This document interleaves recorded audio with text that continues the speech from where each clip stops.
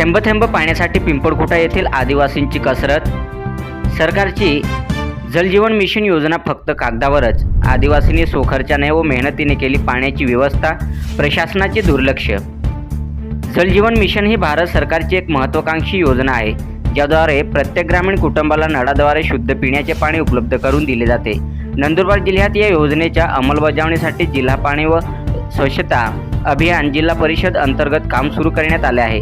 जिल्ह्यातील दुर्गम आदिवासी पाड्यासह अनेक ग्रामीण घरोघरी नळाद्वारे पिण्याचे स्वच्छ व पुरेसे पाणी पोहोचवणे हे या योजनेचे मुख्य उद्देश आहेत। परंतु अक्कलकुवा तालुक्यातील पिंपळखुटा, मोठा तलवापाडा सारख्या दुर्गम भागात ही योजना नुसती नावापुरती व कागदोपत्रीच असून येथील आदिवासी बांधव आजही थेंब थेंब पाण्यासाठी रानोराणी भटकतात। शासनाकडे अनेकदा निवेदने देऊन व्यथा मांडूनही दुर्लक्ष होत असल्याने येथील आदिवासींनी स्वमेहनतीने डोंगरावरच एक हौद खोदला।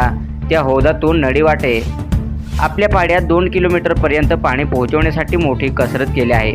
पिंपळखुटा, मोठा तलवापाडा हा पाडा ग्रामपंचायत पिंपळखुटा अंतर्गत येतो। सातपुड्याच्या अतिदुर्गम भागातील पिंपळखुटा ग्रामपंचायत अंतर्गत येणाऱ्या तलवापाडा या पाड्यात एकूण 66 कुटुंब राहत असून एकूण लोकसंख्या 455 इतकी आहे।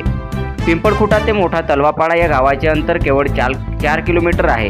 स्वातंत्र्याची 79 वर्षे झाली तरी येथील आदिवासी रस्ता, पाणी, वीज, शाळा, अंगणवाडी, दवाखाना या प्राथमिक सुविधापासून वंचित आहे। रस्ता नसल्याने डोंगरदऱ्यातून व घाटातून पायीच पिंपळखुटा आरोग्य केंद्रापर्यंत पोहोचण्यास उशीर झाल्याने गेल्या 5 वर्षात गर्भवती महिलासह एकूण 8 जणांचा मृत्यू झाला आहे। बिरसा फायटर या सामाजिक संस्थेच्या पदाधिकाऱ्यांनी प्रत्यक्षात भेट देऊन येथील रहिवाशांच्या समस्या जाणून घेतल्या। जलजीवन मिशन योजनेअंतर्गत पिंपळखुटा, मोठा तलवापाडा येथे पाण्याची सोय करण्याची मागणी बिरसा फायटर संघटनेकडून मुख्य कार्यकारी अधिकारी जिल्हा परिषद नंदुरबार यांच्याकडे करण्यात आले आहे। सातपुड़ा न्यूज़ वाहिनी, अक्कलकुवा। हम लोग यहाँ धड़गांव अक्कलकुवा तालुका के पिंपड़खुट नाम के गांव में यहाँ आए हुए हैं। यहाँ के हमारे आदिवासी भाइयों को पानी की पीने की समस्या का ये स्थिति देख के हम लोगों को ये बोलना पड़ रहा है कि शासन प्रशासन, नेता, सरकार, कलेक्टर ये कोई ध्यान नहीं दे रहे हैं। और ये समस्या ऐसी है कि ये पहाड़ों में से पाइपलाइन करके नैसर्गिक तरीके से यहाँ तक पानी लाके पीने के लिए मजबूर हैं। यहाँ के लोगों के लिए ना तो रास्ता है, ना पानी की व्यवस्था है और ना पुलिया है। और यहाँ शून्य तरह की बेसिक सुविधाएं शून्य है। कोई सुविधा शासन प्रशासन ने यहाँ तक पहुँचाई नहीं है।